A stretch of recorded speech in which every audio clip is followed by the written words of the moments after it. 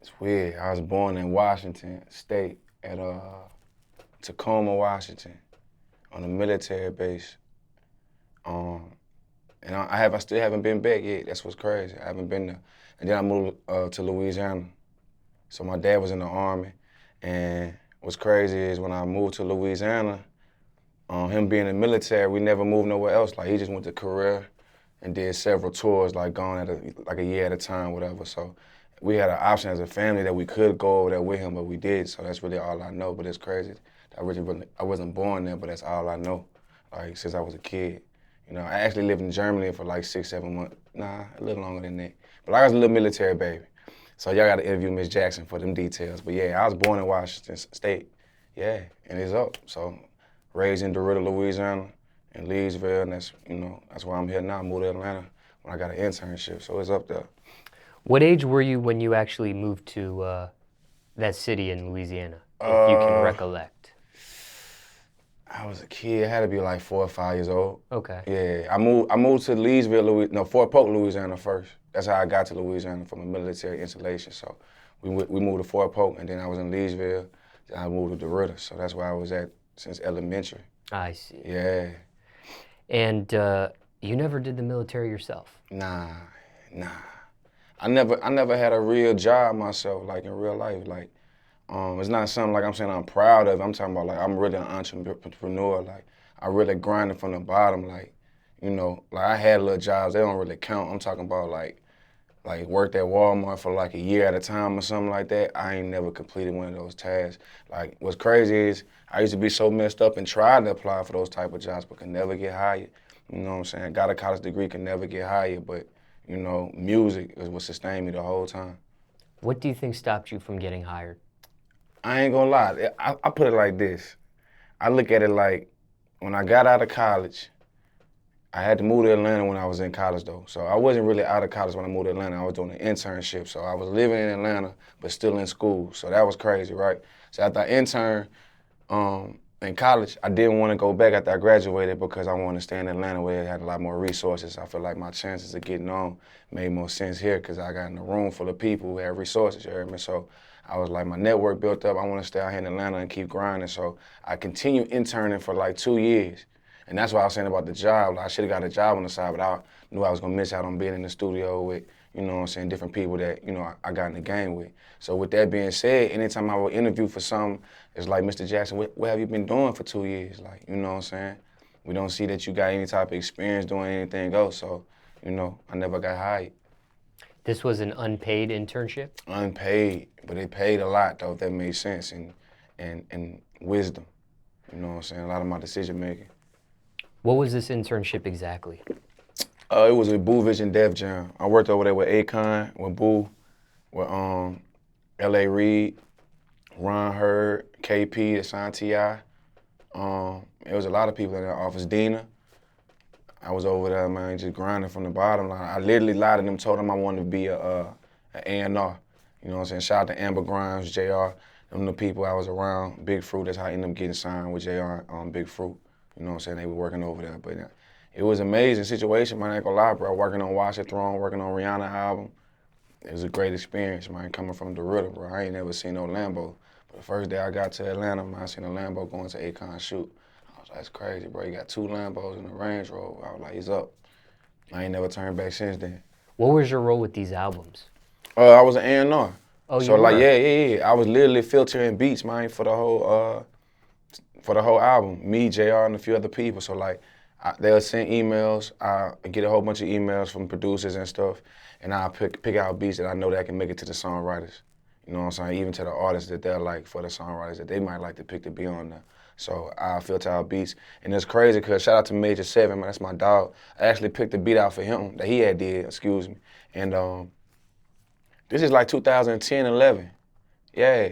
So I picked out a beat that he had did. It made it to like the 3rd part of the process, man, right before it was about to be picked for people to record to it on the album. And it didn't make it, you heard me? So I'm like, dang, but I know this beat is something special because I played it for other producers like Melon Moose to this day who's working on Nicki album, and they liked it, so I know it is. So I'm like, dang, it's crazy. So we fast forward now, And Devil Is a Lie by Rick Ross and Jay-Z, man, he produced that record. You know what I'm saying? So I knew I wasn't tripping about his talent. You heard me? Like, so my ear's been my, you know, my go-to. So did you have a hand in any of those records that actually made the final cut on any of those albums? Nah, I didn't. I did not. I did not have a hand. Only thing I did, like I said, I actually ended up co-producing on some stuff that never made it on the album. Shout out to Lil Nico, he was signed at the time. He was finna put out an album, so I liked watching his growth, getting on TV and all that. But only thing I did most of all was build relationships, man, and being 1,000. You know what I'm saying? And people watching me from that grind and respecting to where I'm at right now. It's an amazing story. So how'd you actually get that internship? Off of Instagram, Twitter. Yeah, Twitter. They had an email on Twitter, man, saying they was looking for interns. My manager at the time, because I was doing shows in Louisiana for like 2 racks. I was opening up for, I said Beyonce, that's crazy, because I was thinking about Essence Festival. But I was opening up for like Day 26, Ludacris, you know what I'm saying, Bobby V at the time, like, they were just going dumb. So in Louisiana, if you came to Louisiana, bro, I was opening up, so I was going crazy. So my manager at the time, she found the email address, man, I applied. I drove out here with like $170 in my pocket, man, and I ain't turned back. Like, I stayed with somebody that was homeless on people's couches, sleeping in my truck, sleeping in the Atlanta Station parking lot, because they give you 3 hours free. You know what I'm saying? It was just real. It was rough, though, you heard me? But you see what it is, like, it's a real grind. So you were, when you get this internship, you say you want to be an A&R, but really, you're a recording artist. Facts. If they would have found out you were a recording artist instead of an A&R, maybe you wouldn't have gotten this position. Maybe. That's how I look at it. I feel like if they found out I was an artist, they wouldn't want to teach me the game. You know what I'm saying? I was really a fly on the wall for like most of the internship. You know, I was pretty popular regardless though, but like most of the internship, I'll be in meetings sometimes and I'll be looking important because I'll be using my phone. It'll seem like I'm texting whatever, but I'll really be taking notes. You know what I'm saying? Excuse me, a lot of times people feel like they're responding to, you know, excuse me, people being busy, whatever, but like, I was writing down references to everything they were saying so I can apply to what I'm doing right now. You know what I'm saying? And what's crazy is they actually did find me on YouTube. One day I walked in the office, they was playing me on the speakers and stuff, you know what I'm saying? Offered me a little situation, everything, but I didn't take it. That's what's crazy. So like, I appreciate, like I said, the whole experience was fire, man. Like, crazy. So was that a total shock that they find this YouTube video of you and now the secret's out, you're not really an A&R, you're a recording artist? Yeah, it was shocking. It was shocking, bro. I'm listening to the music, but what was crazy was they supported me. You understand what I'm saying? Like, they found out and then supported it. You heard me? They was like, hey, you need to write then, you need to do this. I was like, damn, I appreciate, they embraced that. You know what I'm saying? So that's why I say I appreciate that, because there's people who don't even really know you like that. Regardless, I understand this business, you making people money, all that, but they supported you, give you an opportunity. They didn't have to do that. So did Boo Vision actually tried to get you to sign at first? What it was is people who work for Boo Vision. Okay. It wasn't necessarily Boo. It was the team that worked with Boo Vision. And that's what's crazy. JR was a part of Boo Vision and Def Jam. You know, he had his own company. That's who I ended up signing with. You know what I'm saying? We signed with FTE. So it worked out. It was amazing. You know what I'm saying?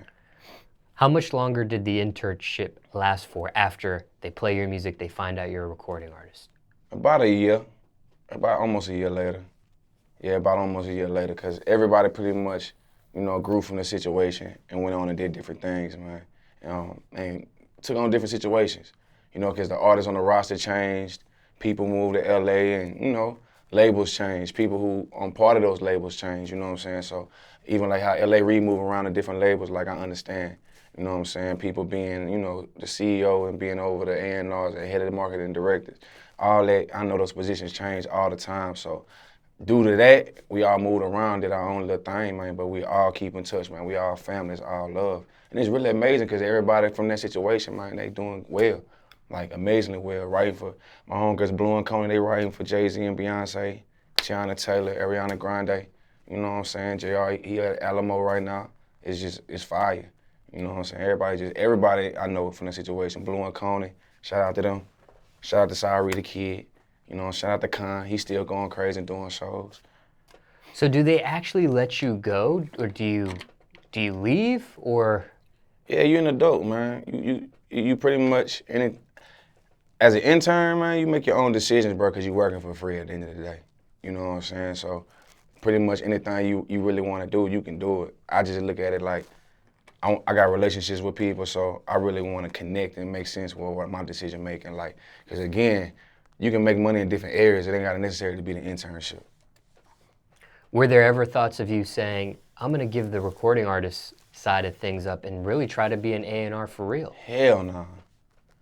I can't. I'm an entertainer. I love it too much. I could never stop, man. I can never stop. I love it too much, man. Hindsight 2020,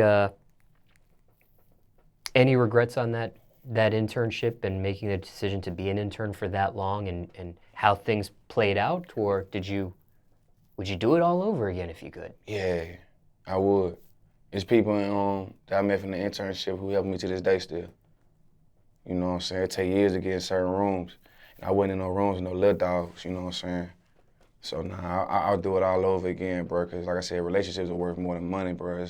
It's different.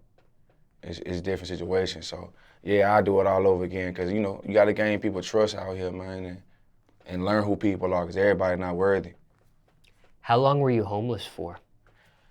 Man, that sounds crazy. How long were you homeless for? Man, I was homeless a long time when I was in Atlanta because at the end of the day, if you don't own something, you know, you homeless. That's how I look at it.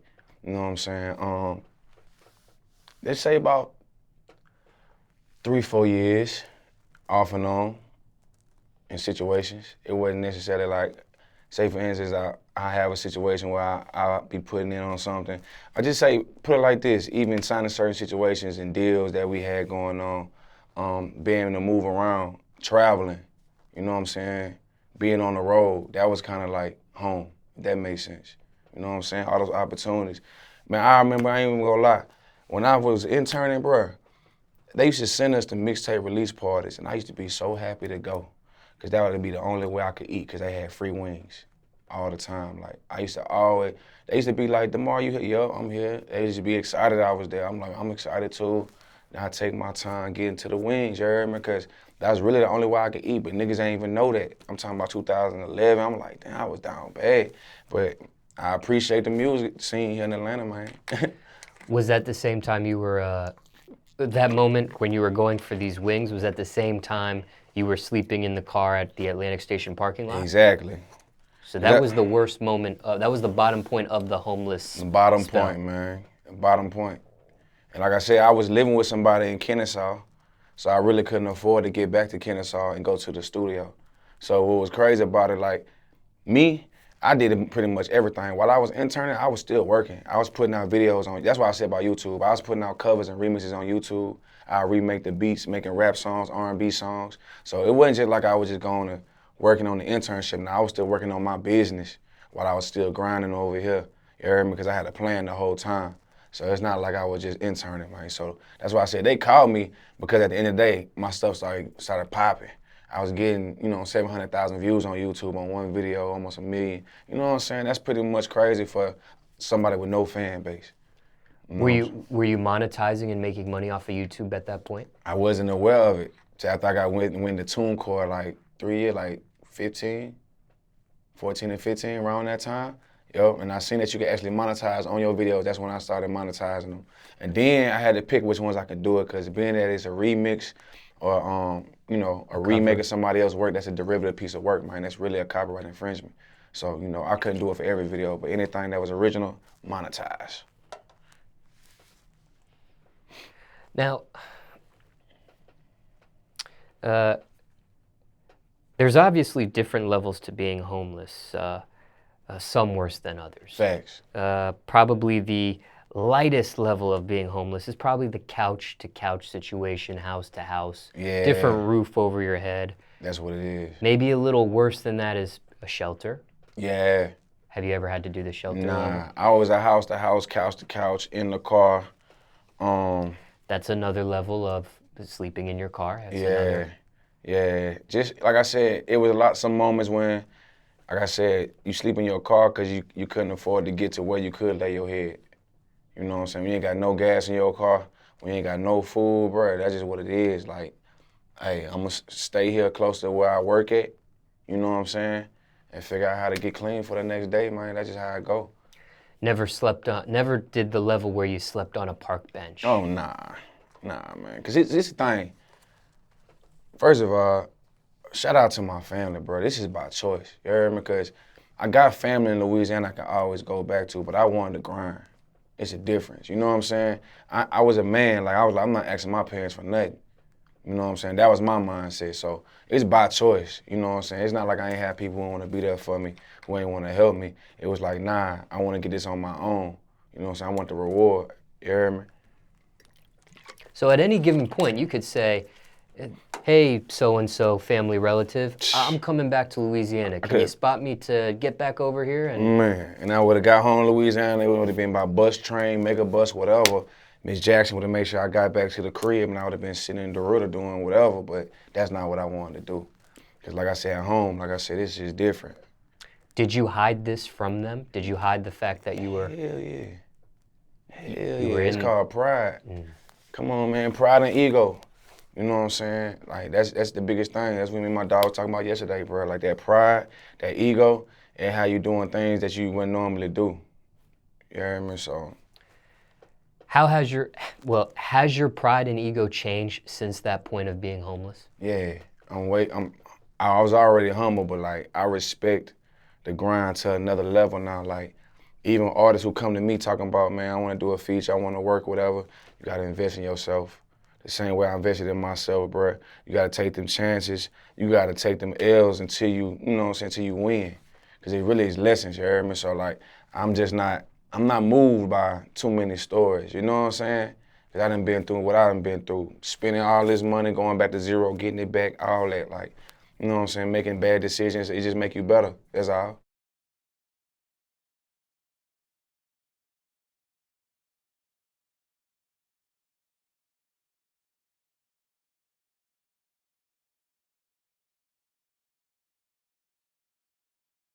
I imagine you never begged for money. Nah. Matter of fact, the closest thing I did begging for money, man, I don't want to even touch on it because it's fire though, because shout out to my fans. I had recently put up a GoFundMe on my page probably like 2 or 3 months ago. And I felt like Kanye West when he was asking for that money to do that deal. You know what I'm saying? It's really crazy because I really wasn't asking for anything. I wanted my fans to support me because I got these Make R&B Hats Great Again. You know, Make R&B Great Again hats I'm selling. And basically I was selling for $100 because I'm trying to buy a Sprinter. You know what I'm saying? So if you buy a hat, if you donated at least $100 or more, I was sending out my hats to y'all, you know what I'm saying, which I'm still doing, but not a GoFundMe. I'm on tour selling hats. But anyways, what it was is if you donate $100 or more, I'm gonna send you a hat because it's a cultural move that we got going on, right? And if you wanna donate, you know what I'm saying, you can donate. And that's what the situation was. But it's because I was in between deals. You know what I'm saying? I necessarily didn't have $50,000 of my own money to spend towards a Sprinter at the time, but I wanted to go on tour and give my fans a show. So that's a relationship I got with my fans, you know what I'm saying? But as far as that, I still worked for it, you know what I'm saying? I still went on these shows and gave 110%.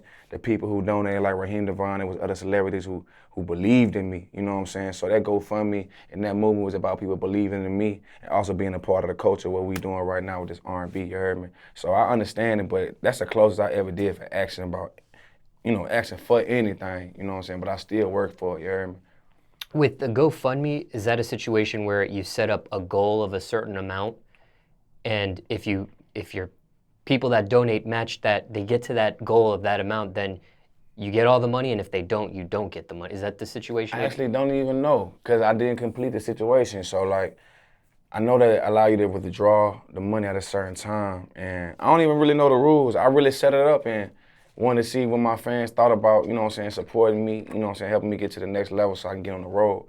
But what's crazy, like I said, it still worked out. I just came off tour, me and Sammy, you know, a lot of sold out dates. The first 2 days wasn't sold out, everything else was sold out. So it was amazing, it still worked out. So you didn't collect any money from the GoFundMe, or you did? I collected probably like $1,500 from the GoFundMe. And the thing about that is all the fans who bought a hat from that $1,500 or $1,400 I made off that GoFundMe, they get every show for life, for free. Like, they didn't hit me already when I was on tour. The shows were sold out. They was backstage with me, kicking it. Like, that's how it's gonna be for life. Like, them people really believed in me at early on stage. So even though it was a low amount of money, $1,400, $1,500, it still went towards something that helped me get on tour and work. You heard me? Because I'm totally independent. You know what I'm saying? So again, I'm gonna spend my own 50. You know what I'm saying? My own 100.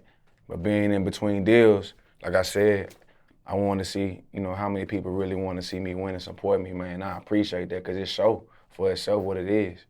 And Was that actually something that you promised in the GoFundMe description about a lifetime to your shows, or that's because you're just so grateful for these 1,500, you're just offering that at exactly. I'm just grateful, man, because at the end of the day, they didn't have to, you know, support me in that way. So that's just something I did. I told them they family for life, but a lot of people say family and all that, but now I'm gonna show it in action.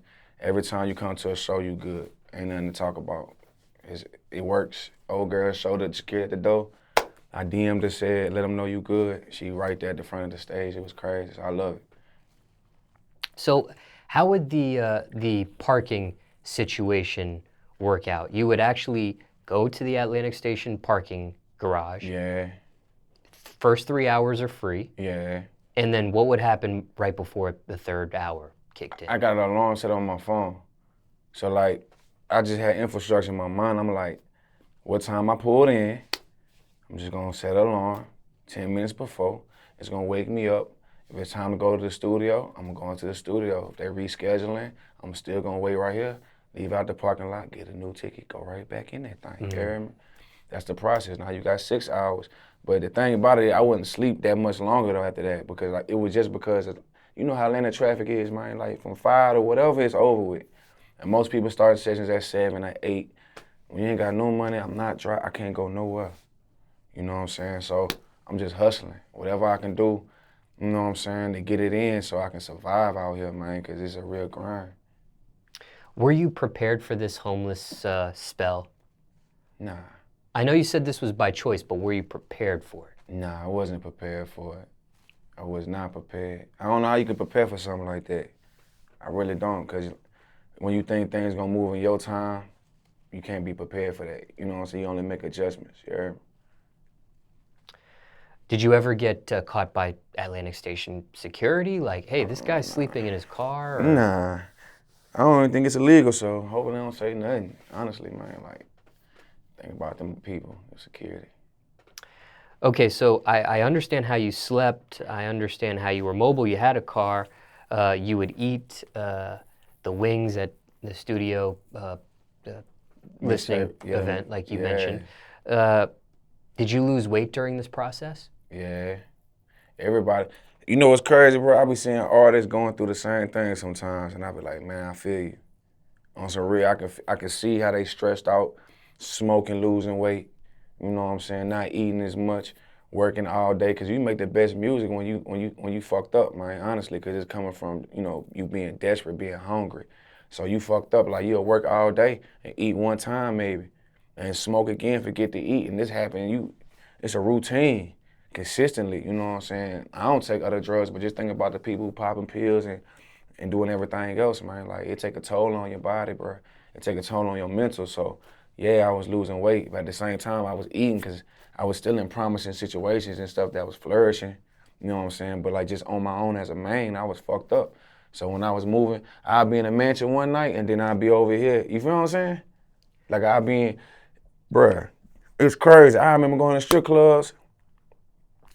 They throwing all this money, man. I'd be like, damn, bro, look at all this money on the floor, bro. Like, man, I can really just use like 20 of this shit, you hear me? Like straight up, like that should be my mindset in the club. Kind of throwing all this money. I'm like, damn, I don't even know how I'm gonna eat after we leave this. But I'm looking at all this shit on the floor. Just how it went, man. It was a game. I was like, I'm a grind. It was inspiring. Did you ever take $1 at the strip club? Come on, man. I'm from DeRidder, Louisiana. You know, sometimes they don't give you them ones. I used to take the money. It'd be like, take all that money out. Take the ones. Throw a few. All right, put that right back. Sit that right there. It's all gone, baby. Do your thing. You know what I'm saying? Might leave out with a 50, leave out with whatever. Kinda appreciate you, bro. I know you ain't know. You might have did know, man, but yeah. I had to eat, brother. How much weight did you lose during that process, maybe, if you could estimate? I don't know. When I was in college, man, I was like, I don't know, I say at least about 10 to 15 pounds, but like, when your people see you all the time, man, they see that shit. You know what I'm saying? They know that you lose 10, 15 pounds, you come back home, your parents gonna think you on drugs, man. Did your parents ever think you were? Hell yeah, they thought I was on drugs. And like, all I do was smoke weed. And you withholded the information that you were living Fucked like up. this? Yes. Yes. Bro, I was on food stamps before, man. I know some other artists that was too, because I put them on the shit. For real. Like, that's how I used to eat out here, man. I used to be on food stamps in Atlanta, man. Like, it's crazy. It's crazy. Speaking of people noticing, did other people, maybe at the internship, maybe at the other places, studios you've been traveling to and things, did they see this side of you that, hey, he's not doing so good? Did they question this? Hey, are you okay? Or did anyone hone in on what was happening, or you just kept it hidden from everybody? Nah, I pretty much kept it hidden, but I had some friends that was cool, and we made little moves, you know what I'm saying? They helped out, you know what I'm saying? Like I said, friends like JR and Amber, you know, and Fruit, Uncle Lee, you know what I'm saying? It was people that was there, dog, that really looked out in certain situations, and they didn't necessarily know, but they knew, like, hey, we not paying these niggas, you know what I'm saying? So that's what that is, but again, man, you can't expect nobody to do nothing for you. You gotta go out there and get it on your own, man.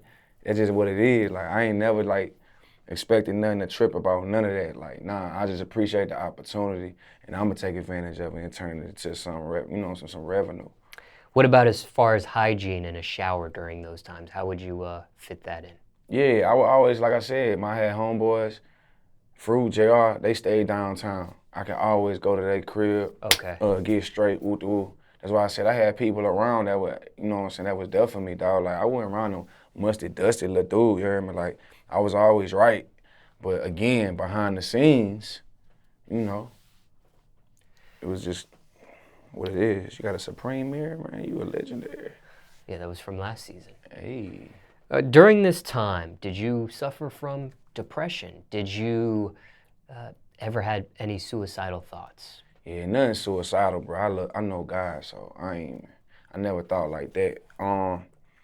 You'll be depressed. I feel like, you know, anything financial will make anybody depressed, you know what I'm saying?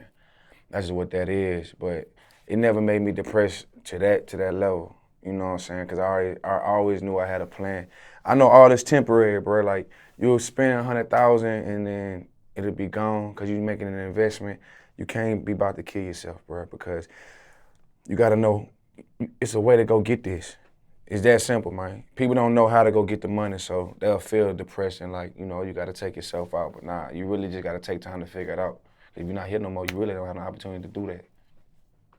So you never thought about crashing out or anything of that nature? Nah, man, I told you it's about choice. I wanted to grind.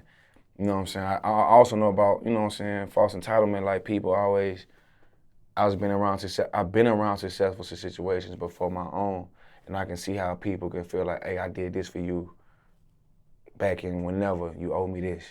You feel what I'm saying? So it was more than just like, it wasn't even about embarrassment. Embarrassment is a choice. It was more or less to me being strategic, like, I want to, you know what I'm saying, work on this by myself as much as I can, you know what I'm saying? And then I started establishing and building the team, you know what I'm saying? So that's really how I came about it. So what was, I guess, the turning point then where you're not homeless anymore? The turning point is when I started putting out music and I signed a situation with FTE. Okay. That's me and my dog, JR. That's when the turning point started happening. You know what I'm saying? I was producing and writing records. I got a platinum plaque. I co-produced a record. I got on albums, co-producing projects, and it started turning up. I started getting money. Like, my first check was amazing. I was like, oh, this is what money really felt like. You know what I'm saying? I was excited. I was like, blew it all on my team and my homeboys and my family, man. It was amazing. I wouldn't take it back either. You know what I'm saying? What was the platinum plaque for? Comfortable by K-Count. I co-produced that and co-wrote that song. And when you say you co-produced and co-wrote, what was your exact role? The beat itself, it's a guitar that started the whole song off. And that's how I started making the beat first, was with the guitar. You know what I'm saying? And so it really wouldn't even be no song without the beat being made, you know what I'm saying? So that's how I started the whole record. And then layering stuff on top of that, me and my brother Big Fruit co-produced it, and some melodies I put in the song. My vocals still actually in the record, man. So that's why I rock with that situation, man, because can't really change a lot of lives with that situation, man. We really grateful for that, man. That experience was amazing going to LA, being in Atlanta, living in mansions, man, being on the radio, just watching that whole process of producing a record and, you know, watching it go up the charts before it even came out was just amazing. Cause I told my people when I went home, I'm like, look, this song finna go crazy. Listen to this real quick and watch what happened. Then 6 months later, it was up there. You heard me? Now, let's say somebody's watching this, and I know circumstances could be different for everybody, but let's say somebody's about to be homeless themselves, right? Anything you would say to somebody about to be homeless? This is what I would say. I would say, if it's by choice, don't do it. You know what I'm saying? Come up with a better plan. Because what I didn't understand is that my pride and my ego got in the way, and I really could have asked for help that would have put me in a better position. And people would have still respected it versus worried about, hey, who gonna want something in the long run, or basically like being embarrassed for the help. But it put me through, I think about it, I might could have died because of a medical, anything, you know what I'm saying? I'm playing on my life now, and I got people who love and care about me all because of my pride. So don't do it that way, man. If you got anybody who can help you in any way, and there's any jobs that you can try to find and go get any type of money to put you in position, man, go do that. You know what I'm saying? So don't just depend on the music, man. Get some revenue, you know what I'm saying, going over here and work on your business at the same time, man. Because that's what I failed at, you heard me? But at the same time, it got me where I'm at now, so I don't regret it. But that's what I would do different. And do you have anything you would say to some, and again, circumstances could be different for everybody, but let's say somebody's watching this and they're homeless right now. Do you have any advice for somebody to get out of being homeless? I asked you earlier about somebody about to be homeless, but let's say somebody's watching this, they're homeless already, and they're trying to get out of homelessness. Man, this is what you do. Every city got some type of programs, whether it be churches, go to any type of Starbucks, any place that might have Wi-Fi, access to a library, computer, or something like that. Clean yourself up, man, and go try to get some information on what the city is offering for your situation. And that's a great start, because there's even programs, there's even individuals, there's even foundations, you know what I'm saying, who's giving clothes, jobs, opportunities, looking for people who in that type of situation. So just do the proper research, you know what I'm saying, 'cause that's how I found the food stamps, you heard me? No lie. You know what I'm saying? So like, you gotta want better for yourself too. You gotta go put the work in to figure out how to make your situation better.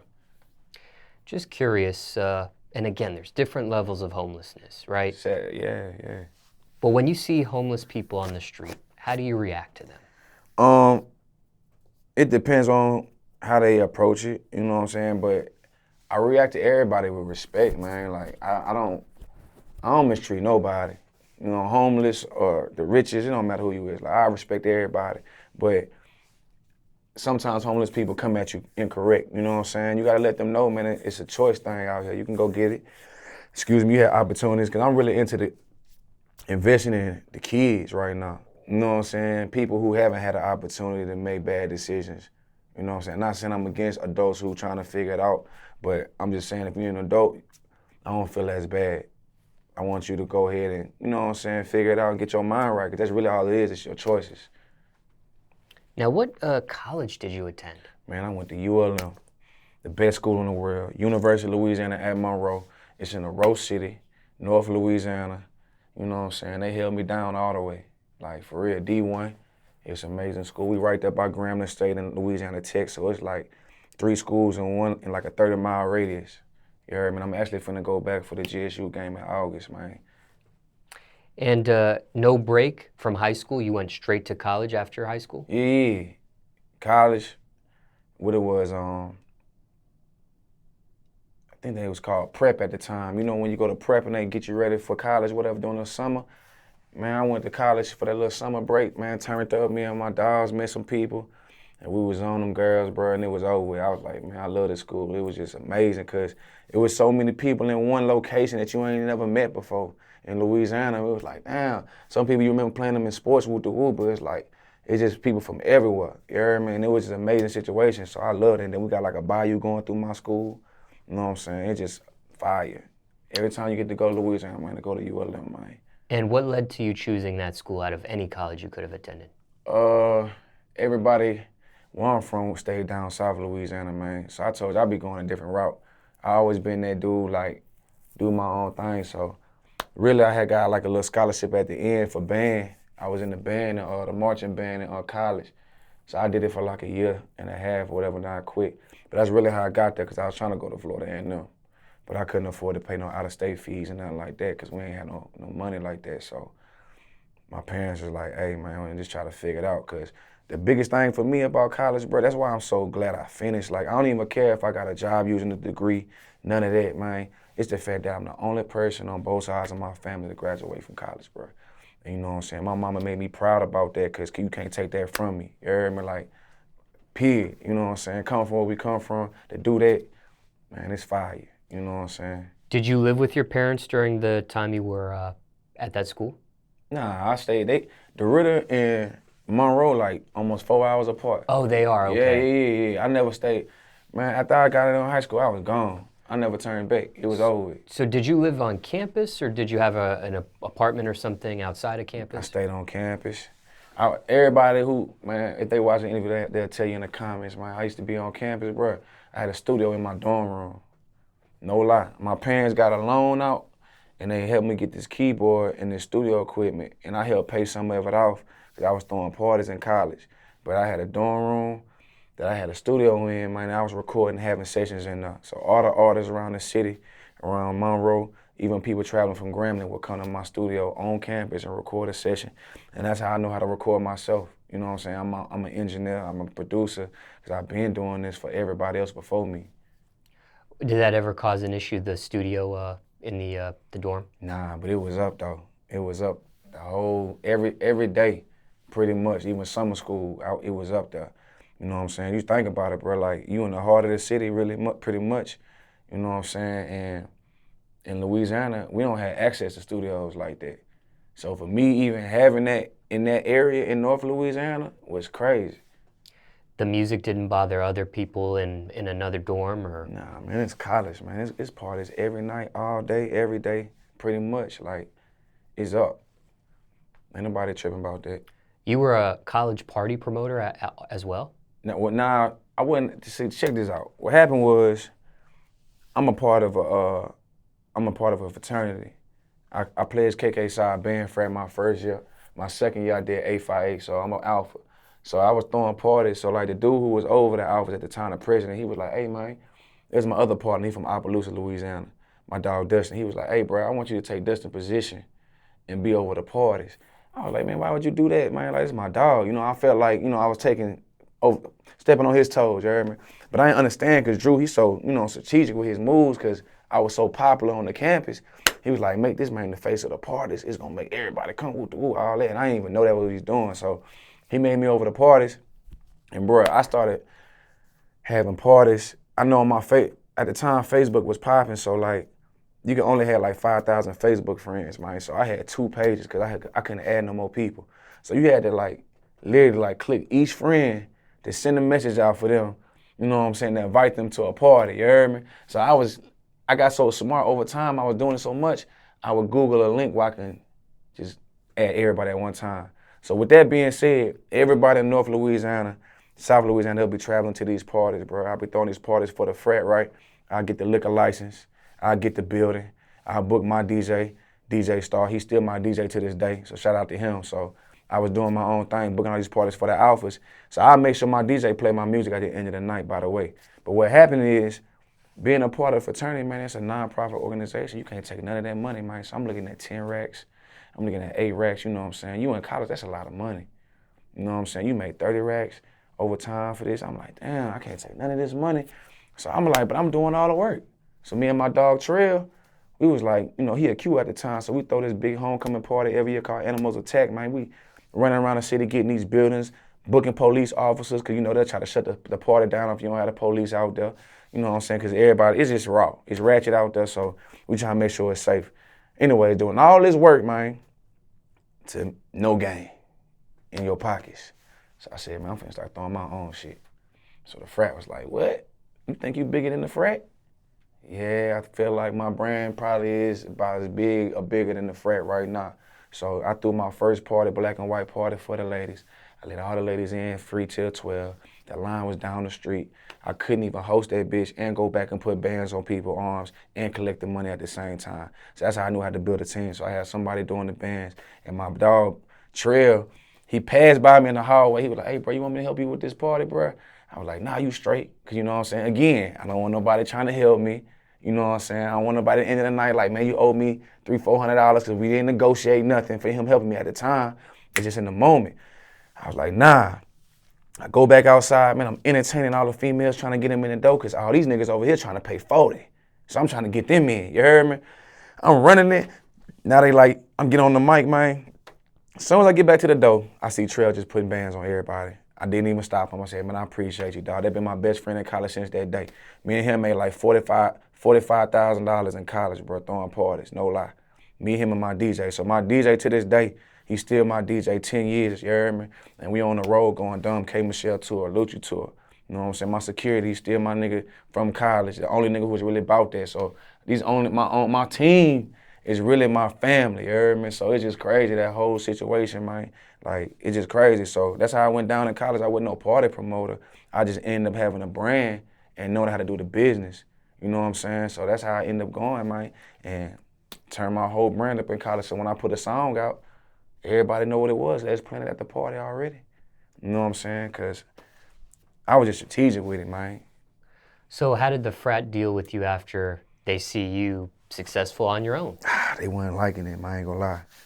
They ain't gonna like it. I know that some of the people in the interview were like, man, we weren't hating, but some, you know how it go, bro. They was having little meetings like, all right, guys, now listen up. DJ, you know me from Louisiana. DJ was having a party on Thursday. Y'all think we should have ours on Thursday night? You know what I'm saying? Vote against it, all that shit. So I know it was some conflict of interest, man, but it's still all love. Them like my brothers, man, regardless. But I still know at the end of the day, it's a conflict of interest, and a lot of times, man, but I'm going my move, nigga. Y'all can have it, don't have it, y'all can go against me. I'm dropping this bitch on Thursday, and trust me, it's gonna be up. It was people who used to come in the city, man, and think they was gonna have a party against us, man, I swear to God, that shit was not going. Our line be down the street, cause the people we people persons, man. Me and my dogs, Trail Star, we about the people, you heard me? Like, we not finna, like, play with it, so they love us at home. But you weren't worried about getting kicked out of the fraternity because of this friction? Or... Nah, hell no. I'm a man first. See, that's the thing, bro. Like, I ain't joined the fraternity for to take over my life. I wanted to enhance the frat too. You know what I'm saying? It was, it was something to be a part of for the community. You know what I'm saying? For the college I go to, man, we did a lot of great works, man. Like, it wasn't about me. You know what I'm saying? So I wasn't even tripping if they wanted me in or not. Nah, man, I'm tripping, nah. And why did you choose that fraternity? Man, they was the first ones. That's really why I chose them. Like, they was the first ones to ever be founded, to put together a fraternity, man. So after looking at the history, Martin Luther King was an alpha, man. Sign me up. If I'm gonna do anything, I'm gonna at least do the number one. You heard me? Now, what happens money-wise, financially, after you drop out or quit the band? Because that was providing the scholarship. That's how I started living, having the parties. You see what I'm saying? Oh, okay. That's how I was surviving. The That's how I was parties paying is for what school. continued after you dropped out. Exactly. So after I stopped doing The band situation, all the scholarship money gone. Yeah. And that really wasn't paying for nothing anyways. And like the band program had buku money, you heard me? But that little few thousands, that was gone. So I'm loaned out. I still got college loan money, man. I was like, I wonder if they gonna take this 40. Nah, I ain't gonna let them do that. But I would be thinking about, like, I got a check. I wonder if they gonna try to take it out now. I'd be like, I don't know how this gonna work. But I ain't trying to bring no light to Sally Mae. I don't really fuck with y'all, but yeah. So why did you even quit the band? Oh, it was just too much, man. I ain't gonna lie, it was too much going on. Like, I was involved in too much in the city, bro. Like, bro, I was hustling. I was playing at gigs. I was playing the piano and with a band. You know what I'm saying? I might play at this church for like 3-4 months over here. I'm throwing parties. I'm hosting at this strip club, at this club. Like, I'm just hustling all over. So I really ain't had no time to be at no band rehearsal, man. Ain't like after the band and marching band in college, what do you do? Ain't no professional band. Ain't no like next level. Like, you feel what I'm saying? So I was already a musician, man. Like, I learned what I needed to learn, man. I just knew when it's time to let certain stuff go, you gotta know. You know what I'm saying? When you didn't outgrew a situation, you gotta know when to move around. Because anything that's not growing is dead. Well, I guess after the band, maybe there is no other marching band after college, but I mean, people could join an orchestra or become a talented musician for that particular instrument after that. And I mean, you see musicians like a flute player, they have their own flute album and they make their own flute music. That is a great example. And that's what I did with mine. I took my instrumentation, me as a musician, and I applied it to making my music. You know what I'm saying? Making my beats, production. I just knew that after a year in that marching band, 3 more years of this wasn't gonna help me out. I couldn't do it. Now, did that college you attended, did they have a reputation?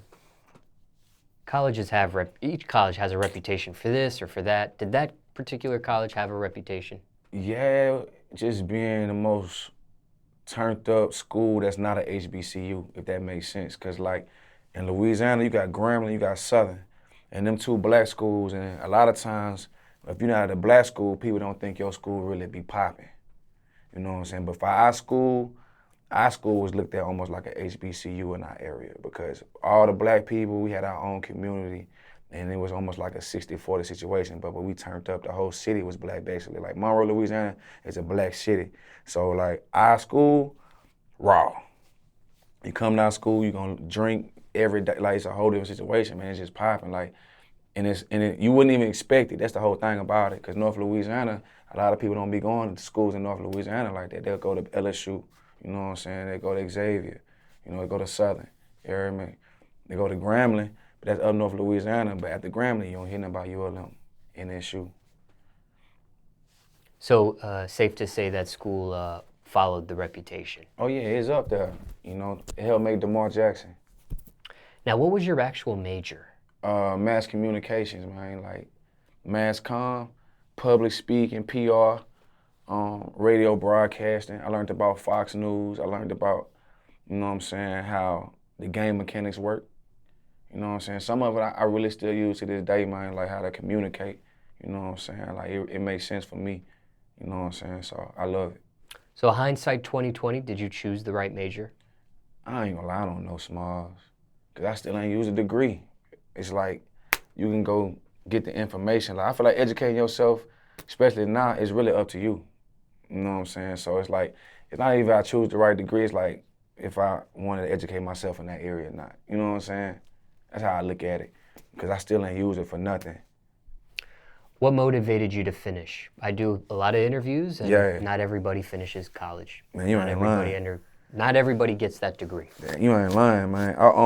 What motivated me to finish, man, was my family, bro. Like, they were so deeply invested with me. You know what I'm saying? When your parents go get college loans with you, bruh, and you know what I'm saying, go broke to make sure you in school doing your thing, like you look at them and you be like, damn, okay, I gotta keep going over here. So me, anything I can do, bro, man, if you ain't, like I told my parents, they already know, bro. The last year and a half of school, I wasn't doing none of my work, bro. My girl was doing, I was gone, I was in Atlanta, I was cheating my way through it, but my whole point is, whatever it take to get it done. You know what I'm saying? Like, that's how I'm coming. Like, whatever it take, that's what I'm gonna do. You know what I'm saying? Get it done or die trying type of nigga. That's where I am. So I got it done. I got a degree done. And at the end of the day, man, it's something they can't take back from me. You hear me? Like, and I love that. You know what I'm saying? Even when I be getting pulled over by the police and all that, they be thinking you an ignorant nigga, man. I be like, bro, I got a degree. You know what I'm saying? Not that they even care sometimes, but it don't matter. They can't take it back, because a lot of them don't even have that shit. You know what I'm saying? But it speaks volumes, man. I'm an educated individual regardless. Even if I did cheat, that still don't, you know, taint what happened with Brett. I still know what's going on, man. You know what I'm saying? You can educate yourself in prison. My uncle in prison, he's smart as a motherfucker. No lie. He's very, very intelligent. You know what I'm saying? So, you know, you gotta go get it. How much cheating did she actually do? Man, that's a good question, Smallz. Enough to get the degree. Let me tell you what's crazy about it, Smallz. It was so popping, Smallz, that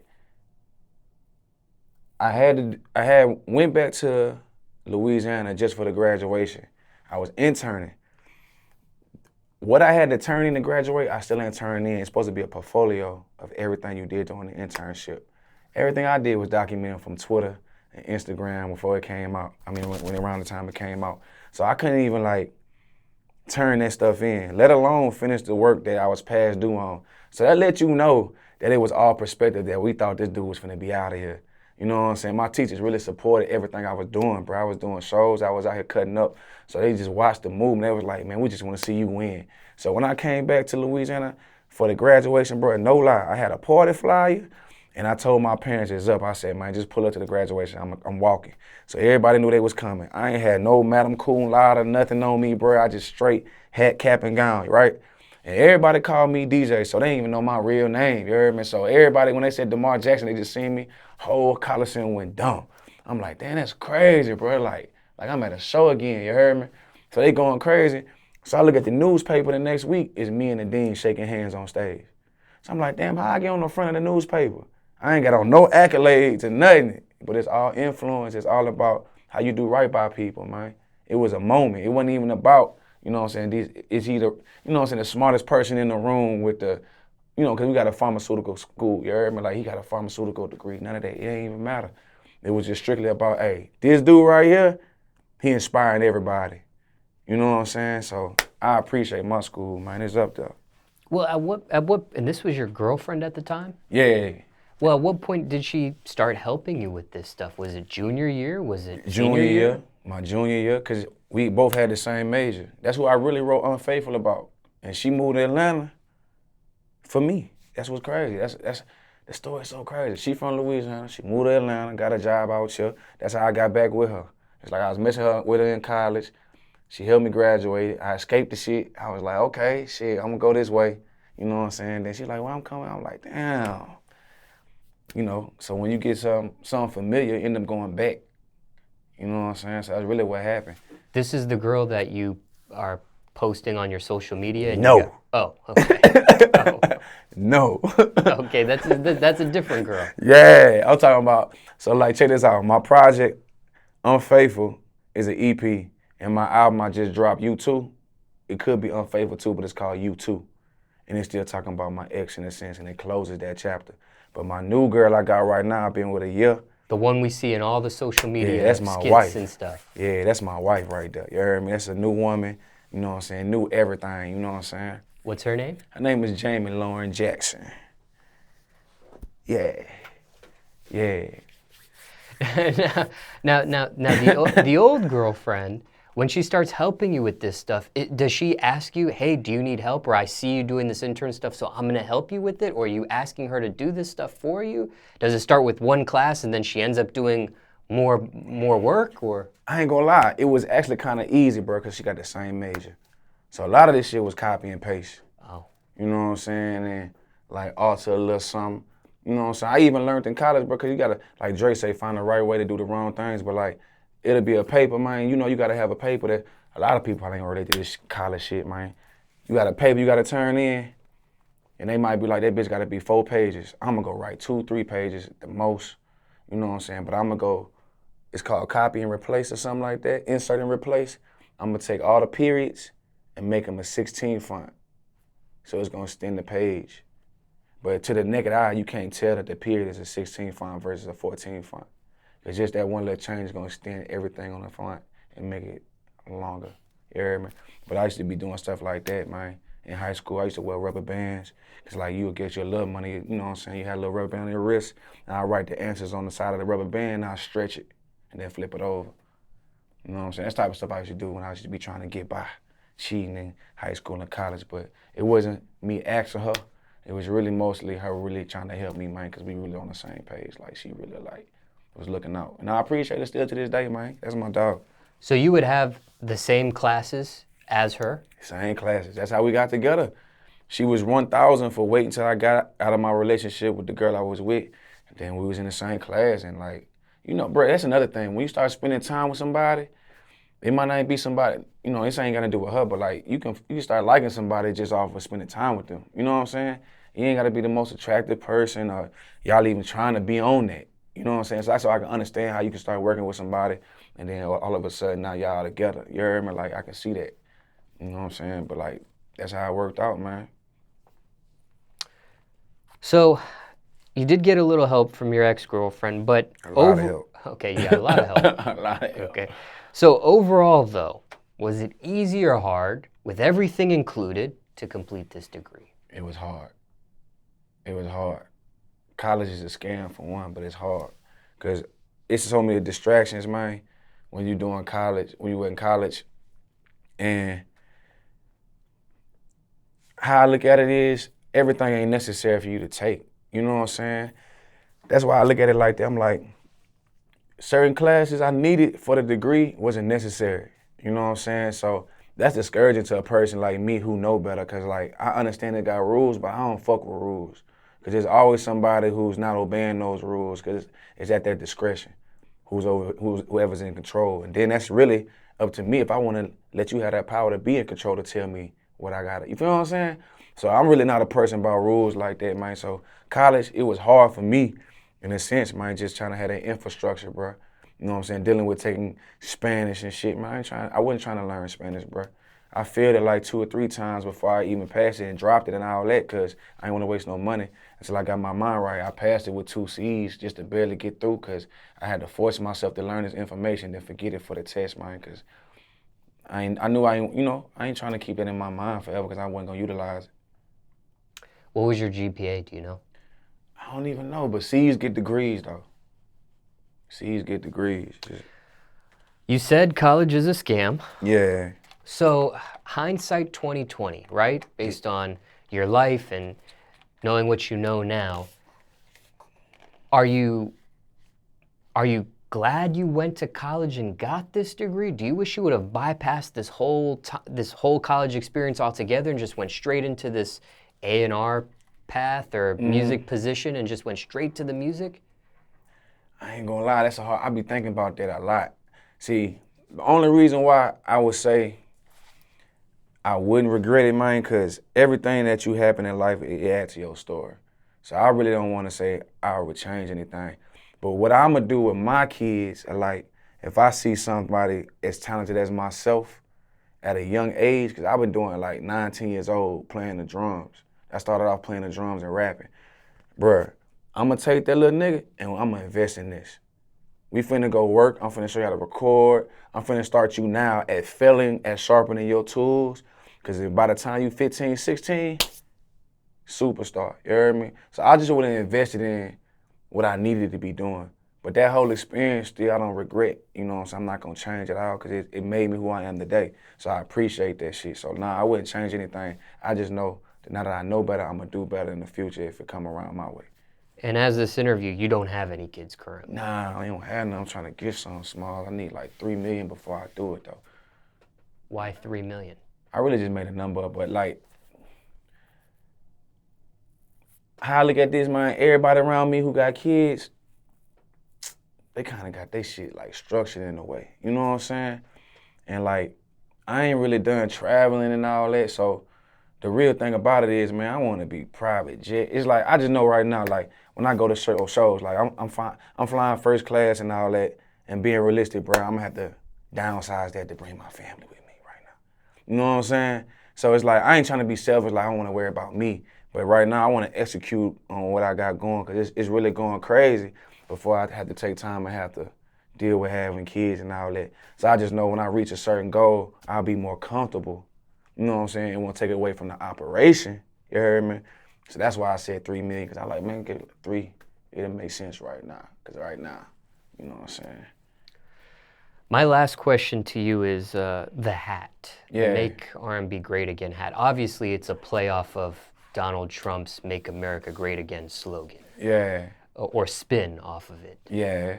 Have you caught any negative feedback or negative comments or flack for the Make R&B Great Again slogan or the spin off of the Donald Trump situation or any of that? I ain't caught no slack because it's just a reality, man. We're trying to make R&B great again every day. You know, it's a shout out to all the rappers, man, but everybody rapping, they singing too. A lot of the rappers on the R&B charts, a lot of the bullshit Trump doing, man, I had to shine light on that. You know what I'm saying? So it's a lot of things that's going into this. And it ain't no rappers versus R&B singer thing. Because at the end of the day, I work with all y'all niggas. Y'all need me on y'all hooks, actually. You know what I'm saying? Because some of y'all really don't sound too fire singing y'all hooks, man. And I'm just going to be real with that because I rock with y'all. So let's get it in if y'all want a nigga on y'all hook, you heard me? But with that being said, though, no slack. The only thing I have seen is, because I be on tour, like me and Sammy just came off a tour, And I be like in, you know, places where Hispanics be at and different cultures. So sometimes they glance at the head and think it say what it don't say. So I do catch that sometimes, but then they read it, be like, oh, okay, it's love.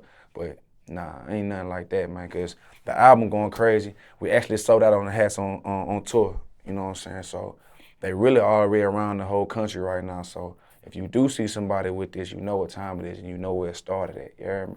You too. And was it $100 a hat on tour as well? No, and that's what I was saying. I appreciate the GoFundMe and the fans who really like was rocking with the campaign. And by the way, I don't even know who set that up though, because it was like, you gotta use one of these links, man. But my whole point is, the hats for the 100 was for the campaign for the Sprinter. When I got on tour, the hats are regular price, and they still regular price. If you wanna go get one, they retail at $25. You know what I'm saying? They were specially made before that, you know what I'm saying? So that's why I was doing a campaign. So now we even got a whole line going, because the crazy thing about them selling out, man, is this is a real organic campaign. You know what I'm saying? Like, the album doing top 5 first day, bruh, that's not supposed to be done. That's not heard of. The U2 album? Yeah, the U2 album going top 5 first day, that's unheard of. I'm solely independent. You know what I'm saying? I recorded my album in my house with a Chaotica. You heard me? For real. From Diana? Definitely. And those hats come in different colors, or is it just one standard color you're pushing? Nah, we got black, we got burgundy, we got blue. And we do have a highlight lime green, like kind of like your shirt you got on, man, but we haven't put those out though, because they're a special edition. We getting the stitching right for it, because they actually cost more, so we actually getting the production right. I don't want to just put nothing out and just print something. Like, I'm not about that. Like, you know what I'm saying? I take my time with my merch, make sure it makes sense, because I know people do have wear and tear on their stuff. And that's one thing about me. If I go buy a shirt, like last night I had on a $2,000 vest, it was worth $2,000 though. You feel what I'm saying? The material that was on it, the buttons, everything about it, the leather on it, you understand what I'm saying? It was worth $2K, but I don't want to pay $2K for something that's worth $100. So I ain't gonna do my people like that either, you hear me?